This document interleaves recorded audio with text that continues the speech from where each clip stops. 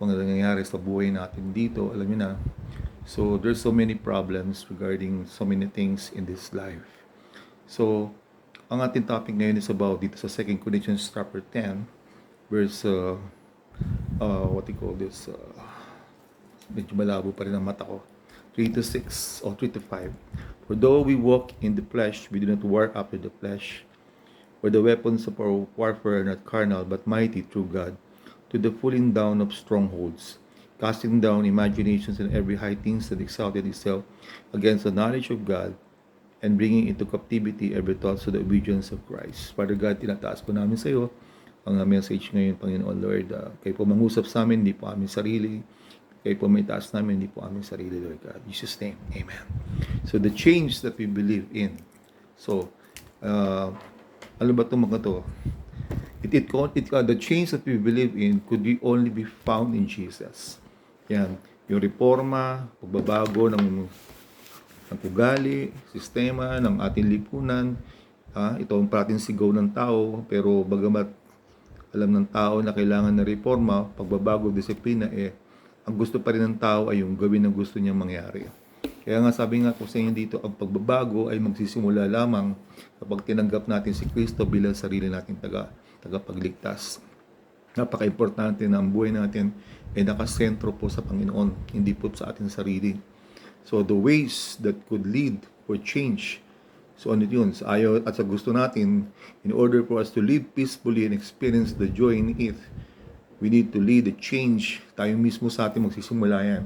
And the change must start now. And the change must be preached. Tayo mismo mga Kristiyano ang magsisimula ng pagbabago sa lipunan. Tayo ang gagamitin ng Panginoon dito. Kaya nga tinawag tayo ni Lord that we are the salt of the earth. Tayo po ang asin ng sanlibutan ito. Hindi tayo yung mga tao na magko-compromise sa kamalian ng sanlibutan ito. Pag sinabing salt, we are called by God as the life preserver. Ang asin ay ginagamit, di ba? Pagka magkaroon ng lasang pagkain, siya ang nag-i-improve ng lasa. Therefore, hindi siya pwedeng mawala. Dahil kung siya ay hindi magbibigay ng alat, is worthless as a salt. Kaya din po tayo, kaya nga tinawag tayong salt of the earth, tayo nagbibigay ng, we call the life preserver. So kasi pag ilagay mo asin sa pagkain o sa meat, na pre-preserve siya. So yun ang ibig sabihin nun. So yun, we are the forces of change, to change this world. So tayo magsisimula yung prinsipyo ng pagbabago, no? So sabi nga dito, tayong mga anak ng Diyos, dito sa atin magsisimula to. Kaya the church itself ang dapat nakaka-impluwensya sa lipunan, hindi siya yung nagko-compromise, no? So ibig sabihin dito, we are the ones, the leaders of change, no? So si Kristo ang nagbigay sa atin ng pagbabago sa ating sarili nung tayo po ay na-born again. Kung tinanggap natin si Kristo bilang sarili natin tagapagligtas, binago niya tayo. Lumakas ang ating konsyensya. Ang ating pagkipaglaban sa ating flesh ay mas malakas kaysa sa atin. Hindi na dadaig ng flesh yung ating mga prinsipyo, kundi ang Espiritu ng Diyos ang nakakadaig sa mga hilig ng ating mga maling pagkatao. Kaya, no?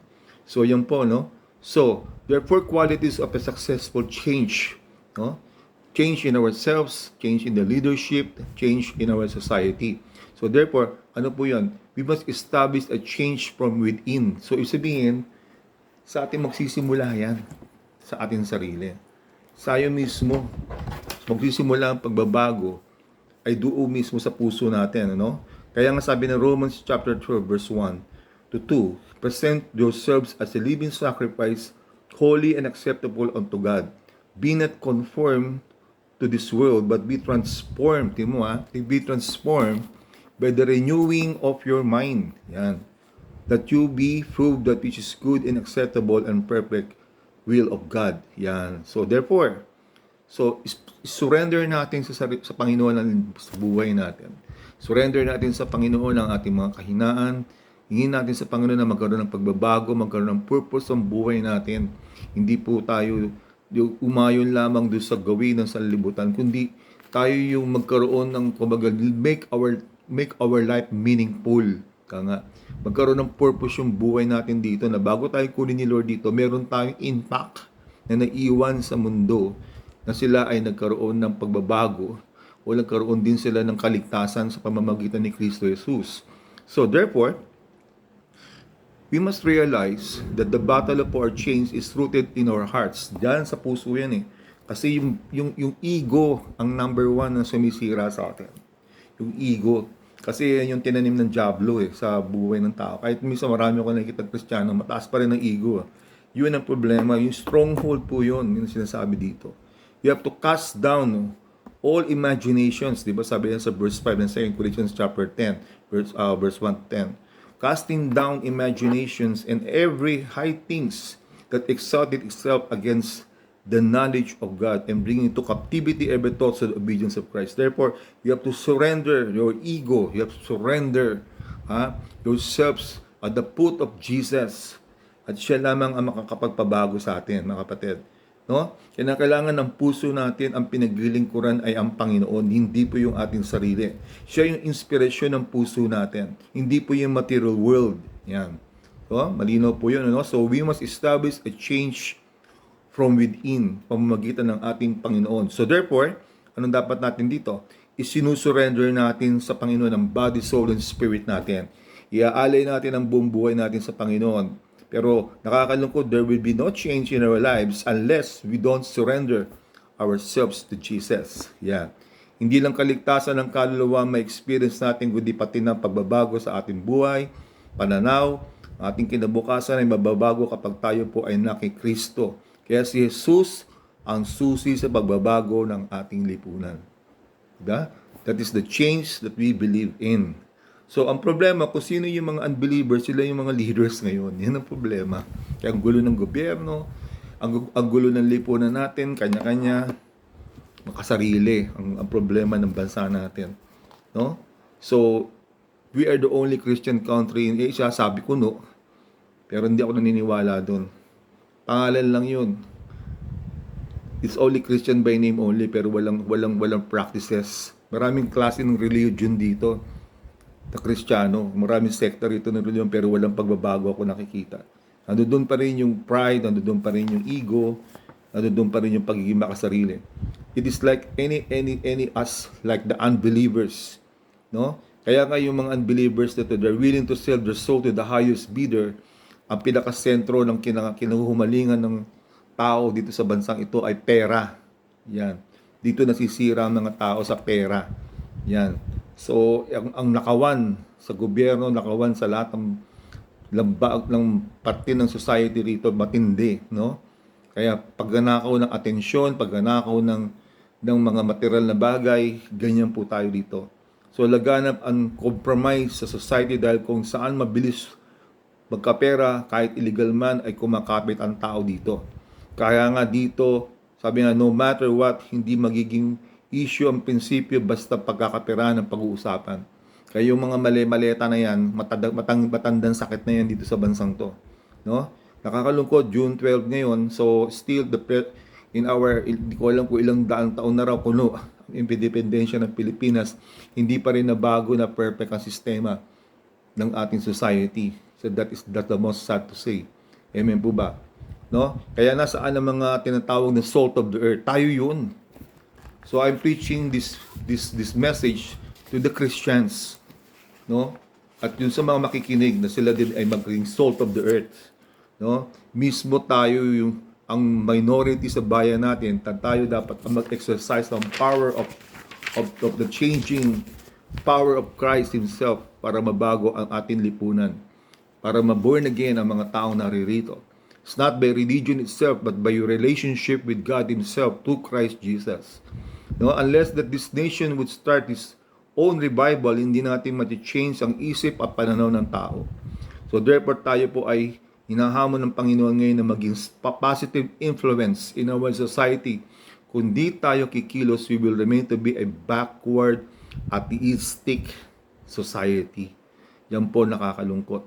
Kaya katanyo, nagkaroon ng lindol sa Mindanao na napaka-sobrang lakas. Hindi natin alam kung ano naman ang susunod na lindol na yan. Pumuputok ang mga bulkan. It is because simbolo yan ng ang nature ay nagagalit din at ginagamit din ng Lord yan para is a wake-up call para sa atin na tayo ay magkaroon ng reforma.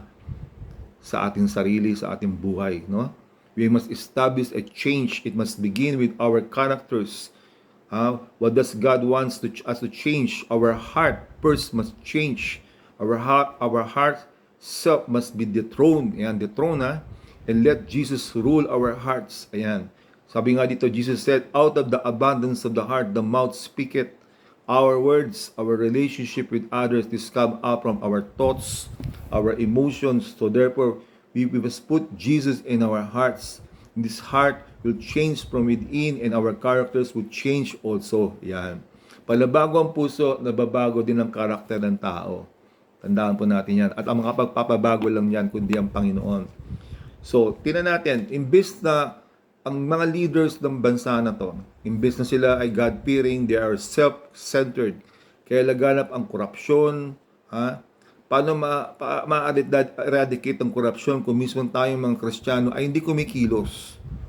Mga major religions dito, hindi nagpipreach tungkol dito. Kaya nangyayari, walang God-fearing Christians dito sa bansang to. No? Today, our democracy ay inabuso na ng tao. Evil has found a way to insert his schemes, kaya tayo ay nagsasuffer under a democratic society.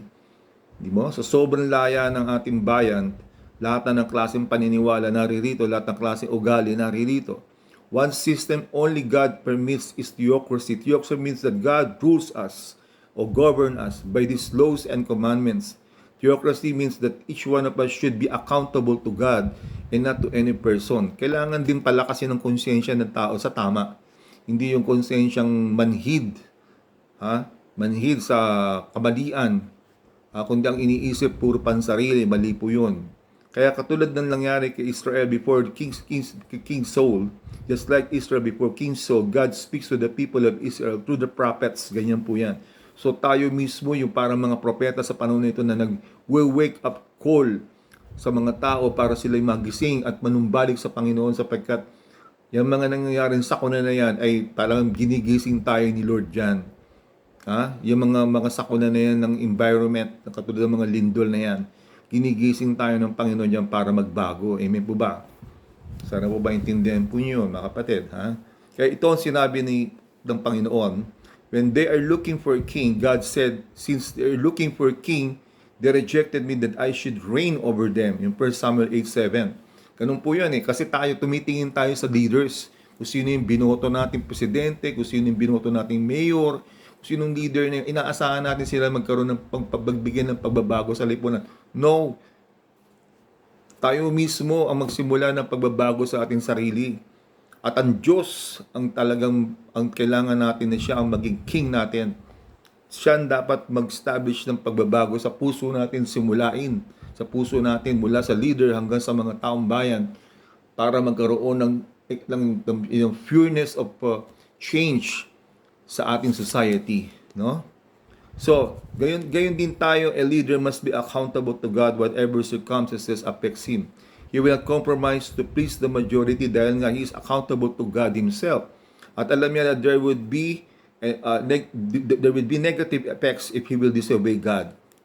So, ang problema dito, we lost our fear of the Lord. Naging manhid ang tao dito sa kanilang pagkakatakot sa Diyos, kaya walang accountability. Kaya God Himself has appointed the church to teach the governing rules of His law. Hindi lang yun, kundi ipangaral natin ang salita ng Diyos para magkaroon ng conviction ng mga tao. Pwede ako mag-preach kahit sa Catholic Church. Hindi ako naka-confine sa Baptist o whatever, kung anong ba religion nyo. Basta we preach the truth and it is the Bible, makinig kayo. Di ba, man? Walang religion dyan. So theocracy also was lost due to religion. We have lost our godly identity. The false religious system teaches men to rely upon man to achieve their salvation. Yan naman talaga Nagre-rely tayo sa mga basbas ng mga leaders, ng mga pastor, mga pare, para lang tayo masave. Hindi gano'n. Since it is false, they have no accountability. It makes man to become less sensitive to the leading of the Holy Spirit. Imbis na magpalid ka sa mga tao, magpalid ka sa Holy Spirit. Deep in your conscience, the Holy speaks to you what is right. Kaya tuloy-tuloy din ang paglaganap ng korupsyon at kasamaan sa lipunan. No? At kapag ang sin ay ipinamuhay ng tao, nagiging manhid na rin ang tao gumawa ng katwiran. Kaya we could not find righteous people in our society because of this false teaching. Ayan. No? Siya din sabi dito. Kaya nga sabi dito ng John chapter 6 verse 24, He that heareth my word and believeth on him that sent me had everlasting life, and shall not come into condemnation, but is passed from death unto life. That sabi dito ng Matthew 4 verse 4, that man does not live by bread alone, but for every word that proceeded out from the mouth of God. Hindi lang sa tinapay na bubuhay ang tao, kundi sa bawat salita ng gagaling sa bibig ng Diyos. No, therefore, ang pamumuhay ng tao hindi lang para sa pansarili o para sa ikakainin sa araw-araw, kundi sa bawat salita na manggagaling sa bibig ng Diyos. Kaya ba tayong pakainin ng Diyos? Yes.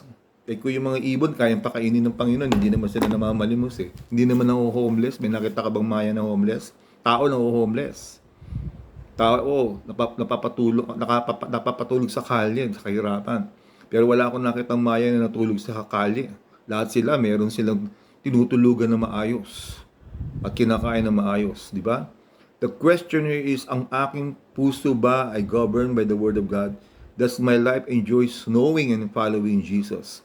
Matatag ang tao kapag nakaugat siya sa salita ng Diyos, madali siyang mamunga, productive siya, walang nasasayang na oras sa isang taong ginagamit ng Panginoon. Tama ba? So ako, nire-write up ko lahat yung mga messages ko kasi ito journal ko na to eh. Para, ito kasi paulit-ulit lang naman ang mensahe ng Panginoon para to remind us. Yan. Walang may pagbabago, may pagbabago sa panahon, pero the Word of God will not change from years, from thousands, even for thousands years. Heaven and earth will pass away, but my words will not pass away, sabi ni Lord. Kaya dahil ang isang taong controlled and filled by the Holy Spirit ay gumagawa sa agenda ng Panginoon at hindi ibabaksak o madi-discourage dahil siya ay empowered ng Holy Spirit. Kita mo, kahit malayo tayo sa isa, tayo ay meron ng kanya-kanyang buhay, kanya-kanya ng sinasambahan. Pero in yet, we are connected one another through this podcast, this preaching that I'm doing right now. Kasi it is because the power of the Holy Spirit is encouraging me to remind us, to empower us, members of our church, na tayo dapat ay manatili sa Panginoon at wag tayong manghina at manlupaypay. So, the true change, number 2, is influenced by the Holy Spirit. So, who influences you now? Yan, is who you are. Sino nakaka-influensya sa'yo? In 2 Corinthians 10:3, For though we walk in the flesh, we do not war after the flesh. For the weapons of our warfare are not carnal, but mighty through God to the pulling down of strongholds. Kaya ang tanong dito, sino kumokontrol sa iyo? Sa isipan mo, sa puso mo? Yun. Kaya sabi dito, ito ay strongholds kapag wala ang Panginoon sa buhay natin. Kapag wala ang Panginoon sa puso natin, yan ay stronghold, yung kaawayan. So he who influences you is he who controls you. So therefore, whatever is the face value of our life, our thoughts, our beliefs, and the measure of our faith, kapag nakikitaan mo ang tao ng puro anomalya, paganakaw, mga galit at intrigue at too much pride, then you know who influences that person. Irregardless kung ano pang relihiyon mo, kay Muslim ka, o Kristiyano ka, o Buddhist ka, wala dun ang pinag-uusapan. Tanungin natin kung sino nasa puso mo. Sino ang nag-influensya sa puso mo at saka sa kaisipan mo? Ang Diyos ba o ang diablo? So, and I'm sure, most of the time, kapag wala ang Christ-likeness sa buhay natin, yung diablo ang kumikilos dyan. Amen po ba? Kaya nga, the Word of God says, we must pull down this stronghold. Yan, napakalaga yan. Stronghold po yan ng diablo. Ito yung mga mindsets na natutunan natin galing sa norms and traditions of the society na mali. Nakala natin na tama, ngunit ito pala ay puro mali at nagpapabagal ang ating buhay. So there are lots of negative influences affecting us, katulad ng pagka meron times ng pag November, Halloween, dapat bang sineselebrate yung kapistahan ng mga demonyo? Ginaya na rin natin yan. Dahil sa ignorance natin sa salita ng Diyos, akala natin laro lang ito o biro-biro lang. But the reality here, sinasamba nila ang kaaway sa mga festivals na ito. So meron tayong Holy Week, pero meron naman din tayong festival ng Diablo. Tinan mo yun? Another thing, instead of giving time to these weird celebrations, bakit wala tayong Thanksgiving? Oh, tinan mo? Wala tayong Thanksgiving Day. Wala tayong day for Thanksgiving. Pasalamat sa Diyos sa lahat ng blessings na ibinigay niya sa atin sa buong taon. Hello. Ha? Nakatulad sa Amerika, no, sa US, buti pa meron doon eh. Puro na lang tayo hingi pero walang pasasalamat. Ayan po ba? So, I've been traveling to so many countries eh. Kaya na-obserbahan ko yung tradisyon natin tsaka yung tradisyon ng mga tao sa ibang bansa sa Asia. Sa mga Chinese, nakita ko sila, ang tinatayo ng mga Chinese ay negosyo sa baba. Tindahan, restaurant, hardware, whatever, kung ano man yun nasa baba. Pero doon na lang sila natutulog sa taas, sabay-tabay sila. Tabi-tabi lang sila doon. Kung 3 floors yan, 3 floors, may kwarto-kwarto sila doon. Pero pagbaba nila, negosyo yan. Pero sa Pilipinas, iba ang utak ng tao. Pagka nagkapera, malaking bahay, mansyon ng bahay, talagang malagrandiosong bahay, ang daming kotse, nakakaparada dyan. Pero mapansin mo doon, puro caretaker lang, hindi naman nag-aalaga ng bahay. Dahil wala naman din dito, nag-abroad, wala sa abroad. O baka namatay na rin, caretaker na namasa. So materialistic talaga tayo, showy tayong klase ng mga tao. Pero tinan mo ang buhay ng mga Chinese. Hardware sa baba, tulugan lang sa taas. Napakasimple pero very powerful ang ekonomiya nila. Sila hindi mo mapapahirap na katulad natin na umaasa lang sa mga kusino meron at umaasa sa mga politikong magbubudbud ng kanilang mga nakaw na kayamanan para sila yung makasahod ng kanilang mga mumu ng kanilang mga pinagnakawan. Kita mo yan? So nakakalungkot po yan. Kaya we need a change from within in order to help the society to change. The greed for power and material wealth, nasanay na tayo na kung sino ang nakapwesto, hindi maaring gagawa ng pera kahit na ito ay nanakawin, nasanay na sa korupsyon, pagkasamantala sa pwesto at paggagamit sa tao kasi nga, hindi sila led by the Spirit of God, kundi ng kaaway ng Diablo. Kaya kailangan talagang kumilos tayo mga Kristiyano. Pag ipangaral natin, isigaw natin sa lipunan ang salita ng Diyos, ang gospel para magkaroon ng revival ang ating lipunan na ito. Before it's too late. Kasi pag hindi tayo nagbago, magkakaroon ng galit ang Diyos at paghahati-hatiin niya ang bansa natin, mga kapatid. I'm sure it will happen. At marami pang sakulan darating sa atin kapag hindi tayo nagbago. This is a warning. So, sana naman wag mangyari. Kaya ako pinipreach to para magkaroon tayo ng changes. Magkaroon ng reformation sa ating sarili. Magbago na tayo. How about our mindset na hindi tayo pwede mag-business? Isa pa yan. Simple lang yung itong topic ko to. Nahiya tayo na kung bakit hindi ko maintindihan na marangal naman ng trabaho kahit magtinda ng kahit maliliit na bagay. We took down on people doing this. Mas gusto pa natin mag-sweldo na maliit kaysa magsimula sa pamumuhunan. Meron ako nakausap na tao, habang ako ay naglalakad, sabi niya sa laki ng sweldo niya, kasi karamihan naman ng mga seaman ay malalaki ang mga kinikita. Sabi, lalong daw malaki ang kinikita, mas lalo malaki ang ginagastos, mali po yun. So sabi ko ganito, hindi po ganun dapat. Dapat iniipon ng pera dahil hindi habang panahon nagtatrabaho. At ini-invest po yan. Dahil dun tayo sa rainy days, dun tayo nag-iipon ng pera for the rainy days. Maganda yung sunny days, maganda yung panahon, pero kapag ka nagkagera o nagkaroon ng mga sakuna, whatever, meron kang dudukutin pera. Hindi pwede yung everyday millionaire tayo, sabi ko. Hindi po maganda po yun. Sapagkat hindi lahat ng oras, ang buhay ng tao ay nasa taas ka, ito ay parang gulong. Yan. So ini-encourage ko sa mga tao na sila ay mag-invest, no? Mag-invest.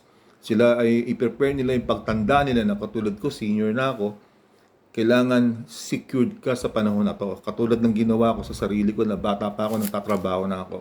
Kaya ngayon, namamahinga na lang ako.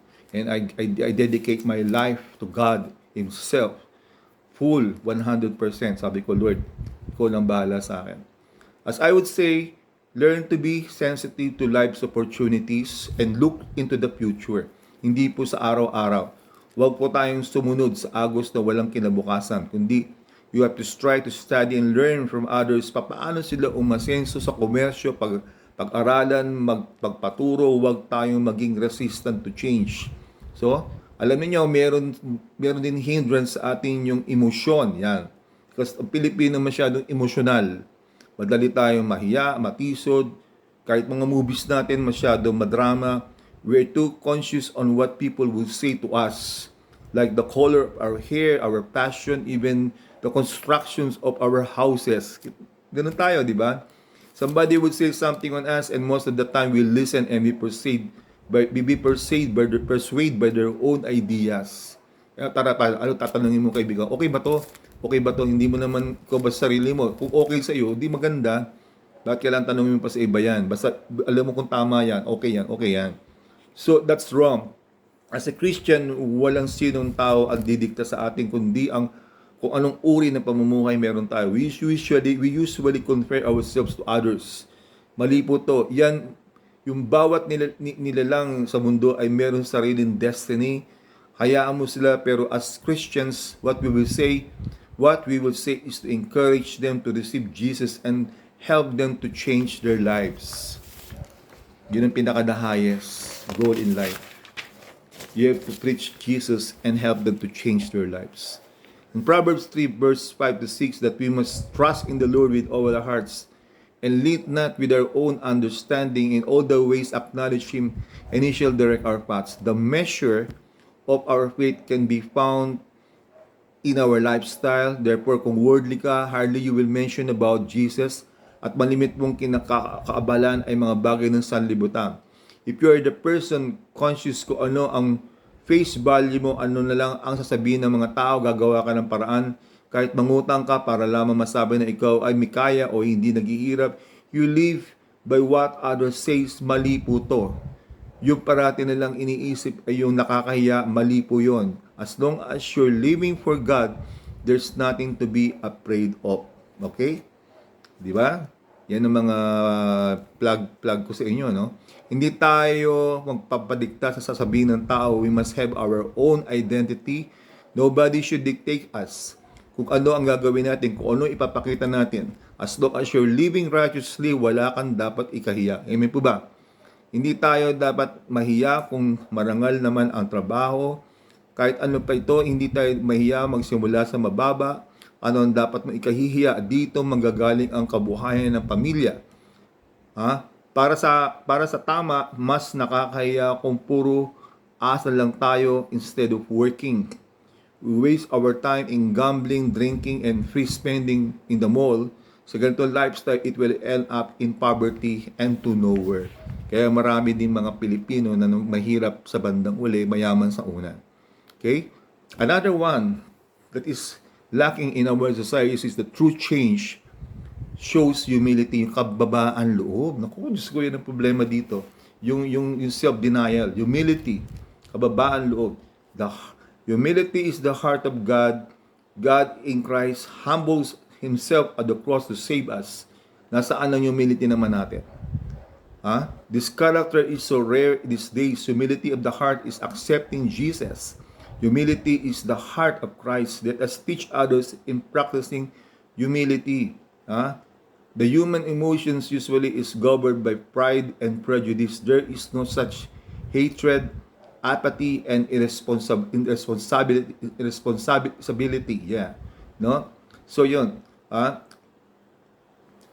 Kasi nga, the heart has not received Christ yet, and so it is governed by the forces of evil. Kaya matigas ang puso at ito ay nagiging makasarili. Yan.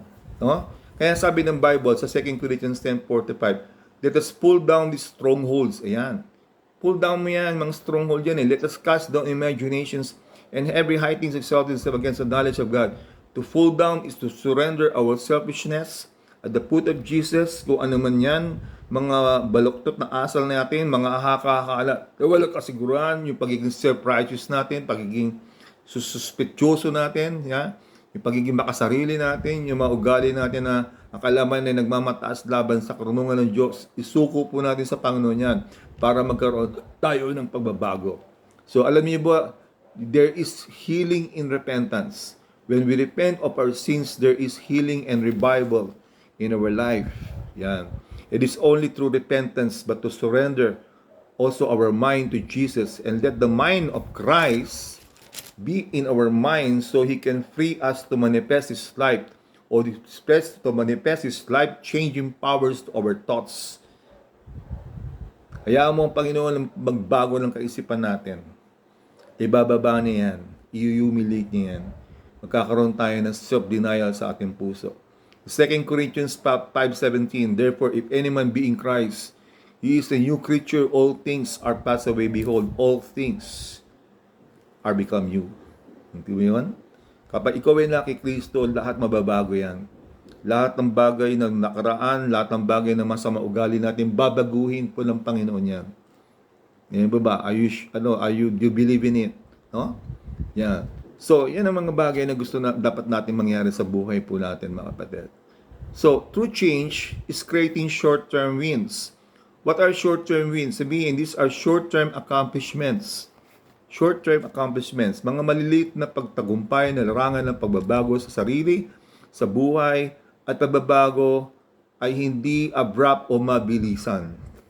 Dahan-dahan lang po. There are areas of our lives na patuloy pa rin ang laban natin, ngunit hindi tayo titigil at mananalangin tayo hanggang hindi tayo magwawagi. Ako naniniwala ako, David, the Bible says, there is seed time and harvest. Seed time and harvest. Kaya mo na magpundar ka ng dahan-dahan at sa bandang huli aani ka ng pagbabago sa iyong sarili at sa iyong mga ginagawa para sa ikabubuti ng iyong buhay. No? So it's like winning in small victories. It's like experiencing to say no to sin, or experiencing no if things are not good for you. So kailangan natin mag-say din ng no, na hindi tayo pwede doon. Winning small victories, inch by inch, we surrender our territorial life to Jesus and let Him to be subdued it and use it for God's glory. Amen? Now, a short-term victory in evangelism, we might not win the elders, but God uses us to win over children. So, itong mga ginagawa natin to na in a small little way, makakatulong to sa pagbabago at makakatulong to sa ikaliligtas ng tao. This being sensitive to the leading of the Holy Spirit. Kahit maliit na bagay na ginawa mo sa Panginoon, malaking bagay sa Diyos yan. At magkakaroon niya ng malaking impact yan, mga kapatid, sa mga taong nakikinig sa iyo. Short-term victories even in our work. Do not ignore opportunities in small things that we've been doing. Free your mind of negative thoughts. These are short wins. Alisin natin yung baka hindi ubra, hindi ko linya yan, o baka hindi ko ugali yan. Try first and maximize your attitudes to change. Believe it in your abilities, and by the power of your Holy Spirit, create powerful thoughts in your mind that you can do all things. You can do all things to Christ who strengthens us. Philippians 4:13. I can do all things through Christ who strengthens us. Kaya nga sabi ko sa inyo, a multiple short-term wins in life is much better than a major breakthrough where less risk and the safety margin is secured. Kaya nga sabi nga dito, a multiple short wins is needed for us. Dahan-dahan lang, pero nagwawagi tayo na mabago ang ating sarili, mabago ang buhay natin, mabago ang pananaw natin sa ating buhay, maging maganda at maging aliwalas ang buhay natin sa buhay natin nasa Panginoon kapag tayo sumusunod sa kalooban niya. Yan lang po masasabi ko po sa inyo sa araw na ito. Sana po, kahit sa mga konting bagay na itinuturo ko sa inyo, ay meron kayong matututunan at ito'y pamahagi nyo dun sa mga kapatid ninyo, kaibigan ninyo. Itong podcast na to, mga kapatid, send nyo dun sa mga tao na nangangailangan ng tulong. Sa ngalan po ng ating Panginoon. Father God, maraming po salamat, Panginoon Lord, sa umaga ito, Panginoon. Thank you, Jesus, for helping us, Panginoon Lord, to giving us the inspiration to change ourselves and to change our society. Gamitin mo kami, Panginoon Lord, Pagalingin mo kami sa aming mga sakit, sa mga nakikinig ngayon, mga nalulungkot, problema sa pera, problema sa karamdaman. Lord, heal us, O God. And then, help us, Lord, kung ano man yung aspirations mo sa buhay mo, buhay namin, maganap po, Panginoon. Kung ano yung mga plano mo, maganap sa amin, hindi po yung aming sarili. O kung sino yung ano man yung gusto namin, Lord, kundi yung plano mo ang masunod sa amin, Lord God. Because that is the best. That is your will, O God. Susunod kami sa mga kalooban mo, sa lahat ng bagay. Patawarin mo kami sa aming makasalanan, sa aming makahinaan. In Jesus' mighty name. Amen. Ganda umaga po sa inyo lahat, mga kapatid. Blessed day po. God bless po. Amen.